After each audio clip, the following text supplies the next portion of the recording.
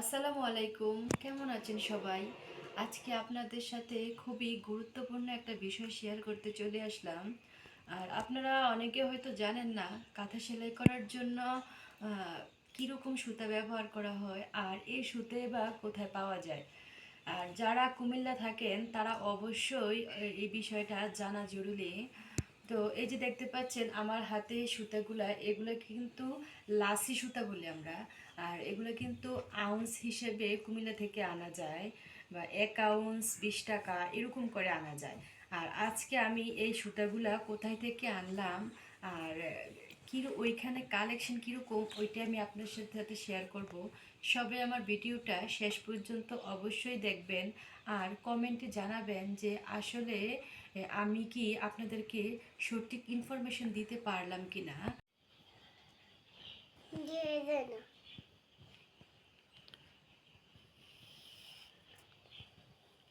যে দুই পাটে আমি সুতাটা বা শুয়ের ভিতরে ঢুকাই নিলাম। আর এখন আমি এটা দিয়ে কাঁথা সেলাই করব কিভাবে, ওইটা আমি আপনাদের সাথে অন্যান্য ভিডিওতে শেয়ার করছিলাম। তো আজকে মূলত আমি আপনাদের সাথে কোথায় থেকে সুতা পাওয়া যাবে ওইটাই আপনাদের সাথে শেয়ার করতে আসছি। এই যে লাসি সুতাগুলো দেখতে পাচ্ছেন, এই সুতাগুলো দিয়ে কিন্তু আমি আমার এই সুন্দর সুন্দর কাঁথাগুলোকে সেলাই করি।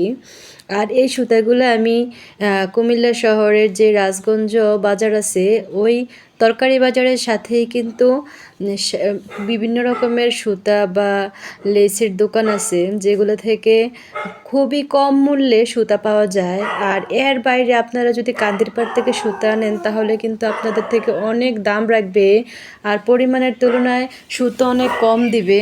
তাই আপনারা সবাই কষ্ট করে হলেও একটু রাজগঞ্জ তরকারি বাজারের সাথে চলে যাবেন। ওইখান থেকে যদি আপনারা সুতা নেন তাহলে কিন্তু আপনারা অনেক কম টাকায় অনেক ভালো ভালো মানের সুতা আনতে পারবেন। তাছাড়া জামায় বিভিন্ন রকম কাজ করার জন্য যে ডাইসগুলো আছে বা লেসগুলো আছে ওইগুলোও কিন্তু এইসব দোকানে খুবই ভালো পাওয়া যায়।